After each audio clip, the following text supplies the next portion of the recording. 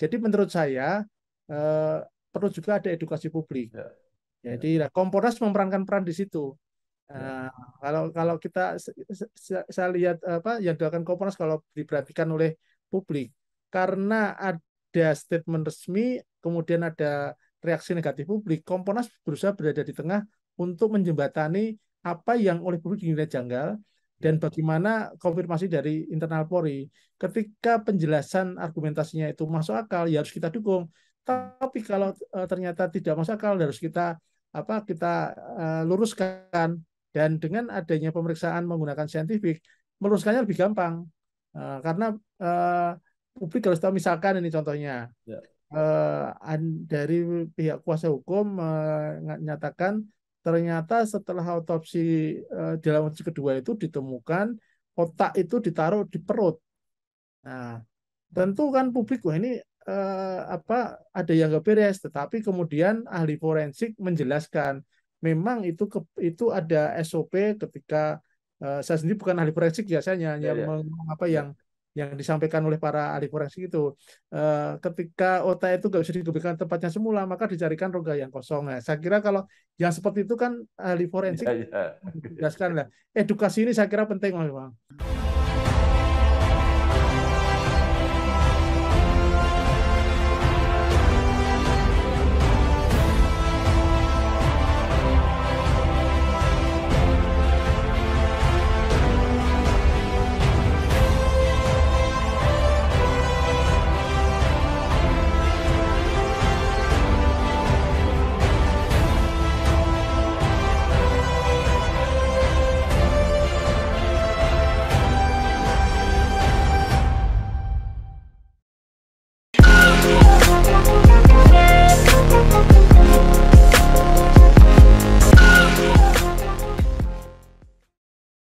Assalamualaikum warahmatullahi wabarakatuh.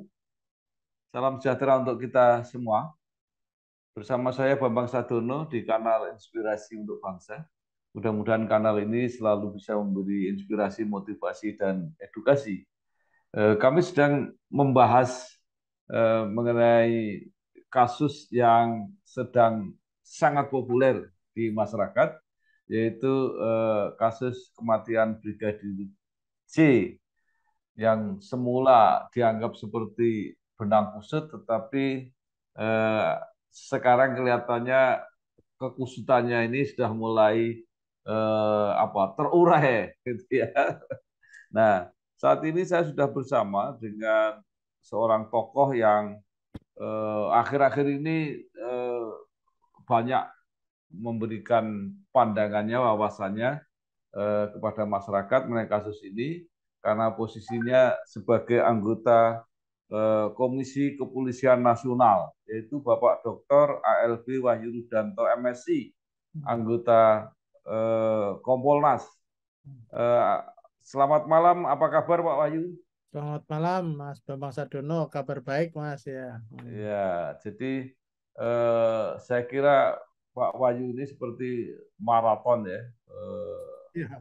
pindah ke sana kemari untuk memberi pandangan wawasan Kompolnas mengenai kasus kematian Brigadir J.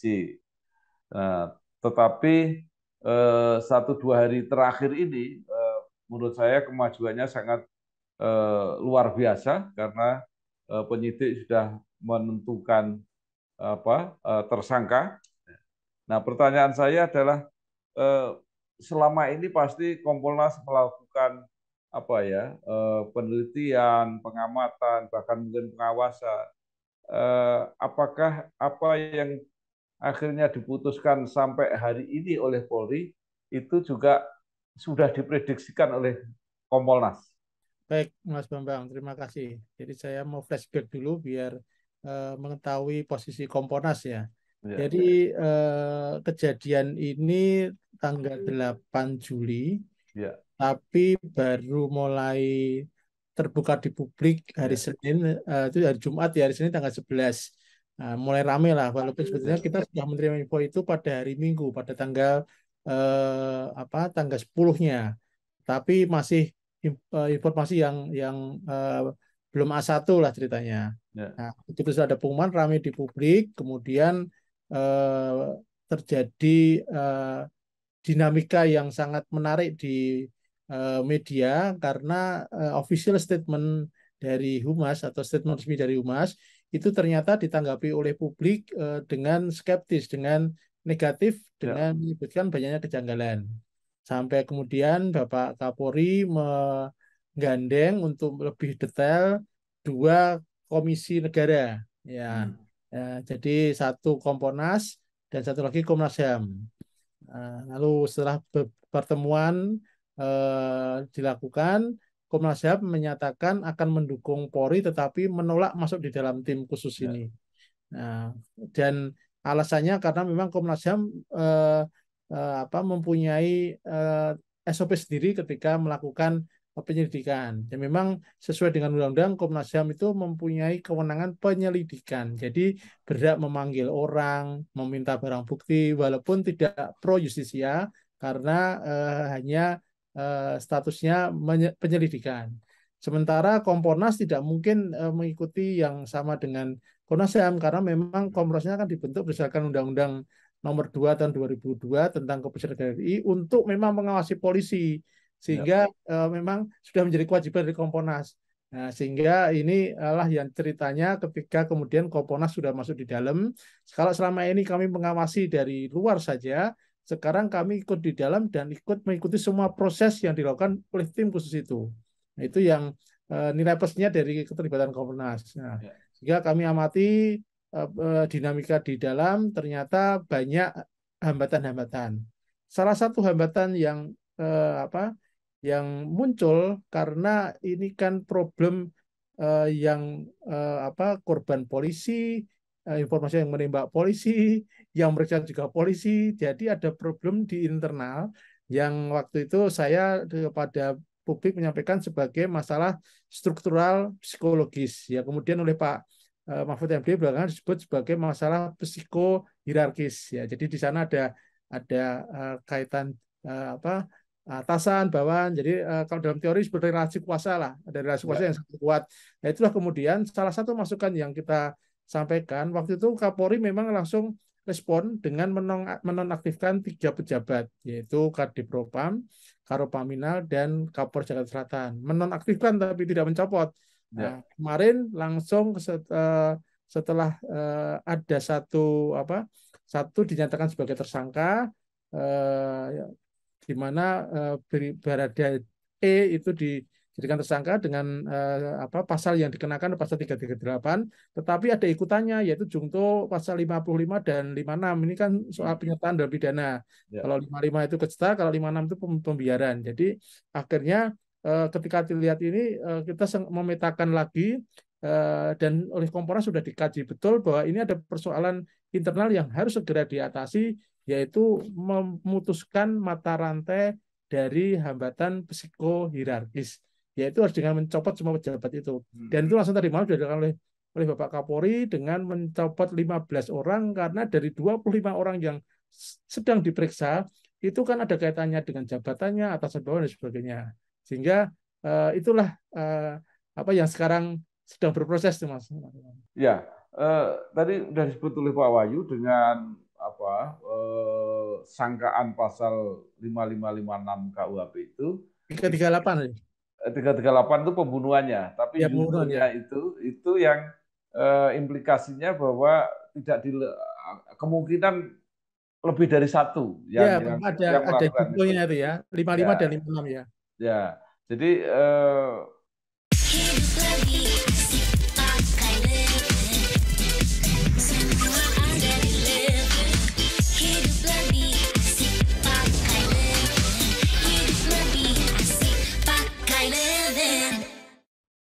sebenarnya Pak Wahyu ya atau Kompolnas pada umumnya itu eh, me, mendeteksi apa enggak ya sejak awal itu kan kemudian Kapolri sudah membuat tim sus yang Ya, terdiri dari Jenderal Bintang 3 kan itu ya, ya, yang memimpin itu. Nah, artinya bahwa eh, kemungkinan itu kan sudah diprediksi sejak ya, awal. Kalau ya, cuma dugaannya prajurit polisi biasa aja lah misalnya, kenapa tim susnya harus bintang 3? Artinya itu sudah apa ya, diamati ya oleh Kompolnas. Ya, karena waktu itu yang disebut-sebut terkait ketika jumpa pers pertama kan Kadipropam. Eh, Yang ini bintang 2. Kalau yang menangani juga levelnya sama, dikhawatirkan ada problem itu kemudian di apa oleh Bapak Kapolri di tim sus di dipimpin oleh langsung Pak Wakapolri Pak Wakapolri sebagai apa pelaksana dari Kadipropam. ya. Jadi dengan harapan agar bisa lancar dengan tim susnya ketuanya Irwasum, Bidang 33 Komjen Agung Budi. Tetapi dalam implementasinya ternyata kan ada hambatan di lapangan ketika melakukan pemeriksaan, ketika mengundang siapa yang minta keterangan itu ada hambatan lagi sehingga memang kemudian harus dalam bahasa korporasi ini harus ada bedol desa Ya. dan itu dan dilakukan kemarin sekian pejabat langsung dicopot ya bahasanya dimutasi tapi kalau dimutasi ditaruh di Yanma kalau di dalam polisi itu ada anekdot Dian makan ya Dian makan itu artinya dimutasi tapi dimutasi dalam tanda petik sebetulnya apa akan ada sesuatu yang harus di apa ditangani maka sering biasanya dipindahkan ke Yama dalam kurung proses pemeriksaan biasanya begitu. Jadi kemarin tidak disebutkan itu di TR-nya hanya dipindahkan ke Yanma. Pak Wahyu, yang menarik itu kan posisi Kompolnas sendiri ya, yang Ya, dipimpin oleh Menko Polhukam ya, ya, ya, ketuanya itu Pak Mahfud. ya, Pak ya. Mahfud itu sejak awal kan apa ya, kritis dan menurut saya juga keras sekali bahwa sejak hari pertama itu sudah menyatakan banyak kejanggalan harus di apa ditegakkan, dijelaskan. Tetapi kadang-kadang terutama saya ya, kalau mendengar penjelasan Kompolnas itu, kadang-kadang kok apa ya tidak seiring dengan semangatnya Prof Mahfud gitu. Sebetulnya seiring hanya mungkin cara berbicara yang berbeda. Kalau Pak Mahfud Eh, lugas ya, Pak Mahfud orangnya lugas apa adanya, ya, ya kan background sebagai orang Maduranya nggak bisa hilang ya, karena begitu. Nah, tetapi kemarin Pak Bambang hari Kamis sore kami rapat khusus dan dipimpin oleh Pak Mahfud sendiri, hanya diikuti oleh para komisioner, tidak melibatkan pihak lain. Nah, hmm, ada beberapa arahan dari Pak Mahfud. Salah satu arahan yang beliau tekankan meminta agar Kompolnas konsisten dengan arahan Bapak Presiden. Karena Bapak Presiden sejak beliau sudah 3 kali menyampaikan kepada publik dan yang terakhir menyampaikan tapi Pak Mahfud prinsipnya kan usut tuntas, buka apa adanya, jangan ada yang ditutupi. Tujuannya agar tidak ada keraguan di publik sehingga kepercayaan publik terhadap Polri ini bisa terjaga. Itu yang menjadi pesan kemarin dalam kami rapat khusus jadi rapat kemarin hanya membahas kasus ini ya, dan kemudian banyak masukan-masukan. Salah satu masukannya adalah mengenai harus menyampaikan ke Bapak Kapolri untuk dilakukan eh, bedol desa tadi dan ternyata tadi malam sudah langsung direspon oleh Bapak Kapolri dan ya, itu dengan begitu harapannya jadi yang sekarang kemarin menjadi hambatan psikologis itu harapannya tereliminasi hambatan itu. ya, Selain ada hambatan yang beliau sebut sebagai Pak Mahfud sebagai psikopolitis ya, karena ini kan menyangkut ada pejabat, ada menyangkut banyak aspek lah beliau ya. sampaikan sehingga kehati-hatian itu harus juga menjadi pertimbangan utama. Ya. Pak Wahyu, ini dengan 25 yang dianggap tidak profesional, ini kan apa ya, semacam pengakuan bahwa di dalam penanganan kasus ini memang hambatan itu berasal dari dalam sendiri sebenarnya. Nah, pertanyaan saya begini, itu di kepolisian itu intelijennya kan juga canggih-canggih sebenarnya. Ya. Kok rasanya kok apakah nggak dipakai atau pimpinan sebenarnya udah lebih tahu karena punya intelijen gitu. Intelijen juga bekerja karena Iya, tetapi kan begini Pak Bambang, fungsi intelijen itu kan memberikan masukan ke pimpinan. iya, sehingga intelijen itu memang tidak diperbolehkan bicara ke publik. Ya. Dia hanya intelijen hanya bicara untuk user, dalam hal ini pimpinan untuk pengambilan keputusan. Dan keputusan yang diambil sekarang ini pun karena juga informasi intelijen. Karena 25 orang diperiksa disebut tidak profesional karena ditemukan oleh intelijen bahwa ada dugaan ketika penanganan TKP ini bermasalah. Maka disebutnya tidak profesional oleh Bapak Kapolri. Seberapa besar tidak profesional itu nanti saya kira pemeriksaan akan melihat gradasi masing-masing orang itu. Ini istimewa Pak, ada 3 Pati, 5 Kombes, 3 AKBP, 2 Kompol, 7 Perwira Pertama, 5 Bintara Tamtama. Ini sudah langsung diperiksa 5 orang, tapi dari 25 orang itu 15 orang punya jabatan, akhirnya 15 orang itu dicopot. Jadi ini menurut saya peristiwa yang dan bagi Polri ini sebetulnya momentum untuk bersih-bersih ini. Itulah yang ingin saya tanyakan. Ini kan persoalan yang luar biasa. Artinya sangat ukuran besarannya ini sangat luar biasa menurut saya. Pertanyaan saya itu adalah peristiwa semacam itu apakah intelijennya itu tidak cukup dini memberi laporan kepada pimpinan Polri, atau bisa juga sebenarnya langkah-langkah sejak awal dilakukan pimpinan Polri itu juga karena masukan intelijen. Intelijen juga masukan, hanya ketika eksekusi kan ada persoalan-persoalan baik internal maupun dinamika di antar pimpinan yang oleh Pak Mahfud disebut sebagai psikohierarkis dan psikopolisi. Jadi itu kan ini kan urusan dalam, maka ada kemungkinan dugaan intervensi dan sebagainya, sehingga sebetulnya pemeriksaan itu juga untuk melakukan pendalaman karena ada dugaan dari 25 orang itu entah berapa orang dan bagaimana gradasinya melakukan tindakan menghalangi proses hukum yang sering kita sebut sebagai obstruction of justice itu. Nah, nanti maka kaitannya sekarang langkahnya kan baru sidang kode etik dan disiplin. Baru nanti kalau terbukti ada langkah ada unsur-unsur pidana, baru nanti dipidanakan. Karena obstruction of justice ini kan ada pasalnya di KUHP di pasal 21 sampai 225 itu, Pak, ya. Tadi dikatakan bahwa ini momentum yang bagus bagi Polri untuk bersih-bersih. Nah, apakah menurut perkiraan Pak Wahyu apakah masih ada rentetan lagi yang kira-kira ada kebijakan atau tindakan lebih lanjut atau bersifat sistemik, artinya ini menjadi pelajaran untuk mengubah sistem SOP atau apa gitu kira-kira di Polri?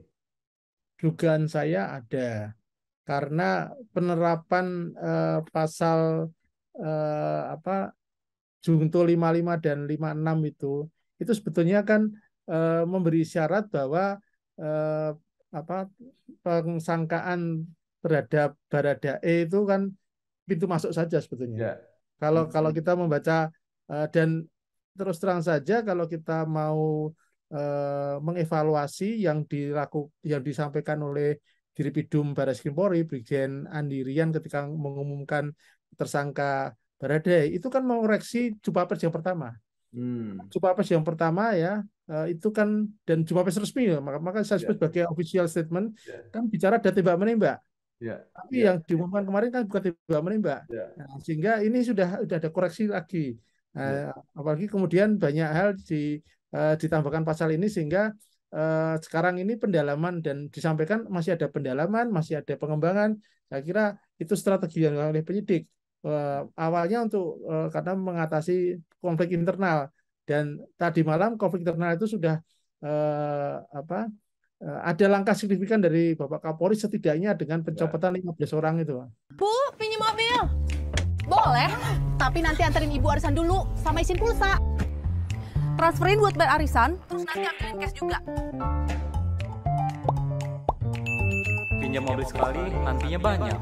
Makanya perbanyak transaksi, kumpulkan poin, lalu tukar dengan kupon undian di BNI Mobile Banking dan menangkan hadiahnya. Gak pakai nanti.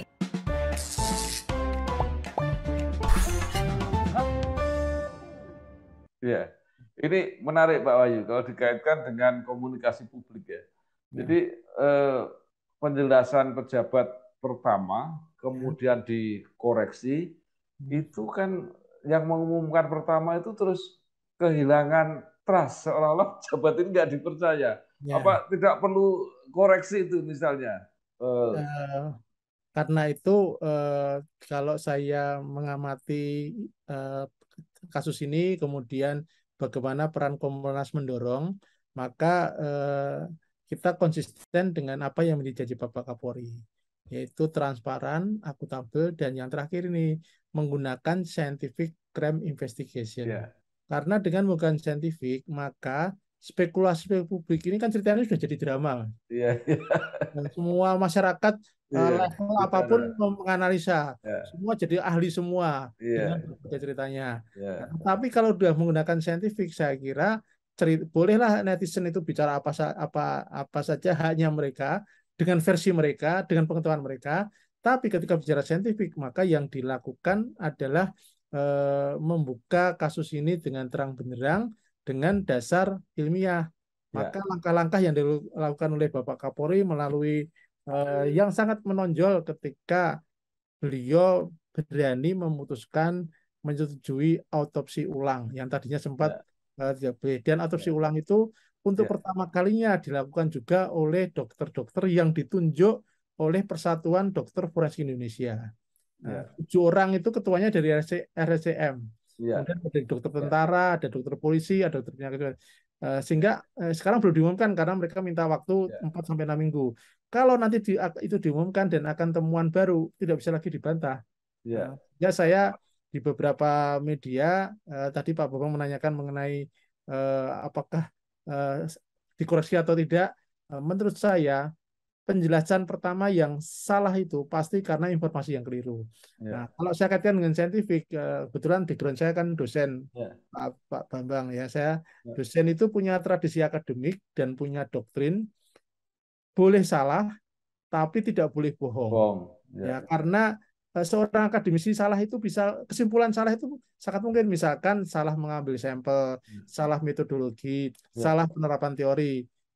Sehingga kesimpulannya pasti akan keliru. Tetapi ketika kita kesimpulan keliru itu bukan karena bohong, karena memang ada kesalahan di awal. Itulah yang harus kita koreksi. Nah, sehingga kami Kompolnas sudah mendorong untuk Mabes Polri juga harus berani mengoreksi itu, di mana kesalahannya, dan koreksi itu ternyata ditunjukkan oleh Bapak Kapolri dengan melakukan pemeriksaan 25 orang ini. Karena saya mau tanya gini, tadi kan soal substansi ya yang kemudian dikoreksi. Ini ketika penjelasan pertama bela diri ternyata kemudian dikoreksi tidak bela diri.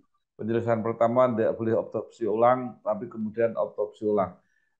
Maksud saya kalau mohon maaf ya, kalau figur yang bersangkutan ini nanti memberi penjelasan lagi, itu kan trust masyarakat itu sudah mulai ragu, jangan-jangan salah lagi gitu loh. Nah itu nggak perlu koreksi gitu loh. Ada koreksi. Catatan itu sudah kami sampaikan. Tetapi kewenangan nanti apakah mau diganti atau bagaimana kan Bapak Kapolri. Karena itu waktu pertama kali ada desakan Kadif Propam untuk dicopot, sikap Kompolnas jelas. Kompolnas mendorong, tetapi keputusan kita sampaikan kepada Kapolri yang punya kewenangan. Sama dengan ini. Kita sudah sampaikan semua beberapa kelemahan, terutama dari komunikasi publik, dan itu Komnas HAM berkali-kali mengkritik soal itu terus. Berkali-kali Pak Damanik sebagai Ketua Komnas, dan saya kira itu harus kita akui sebagai problem yang menjadikan masyarakat kemudian memunculkan banyak spekulasi. Sekarang sebagai komunikator tentu dia tidak berhak mempengaruhi konten ya, dia hanya menerima aja. Tapi bagi masyarakat kan kesannya bisa pesimis gitu loh. Butuh edukasi publik karena sekarang ini kan yang memberikan penjelasan bukan hanya internal Polri. Mas HAM bersuara terus, para pengacara bersuara terus, kemudian orang yang merasa melihat bersuara terus. Jadi menurut saya eh, perlu juga ada edukasi publik. Ya, ya, Jadi Kompolnas memerankan peran di situ.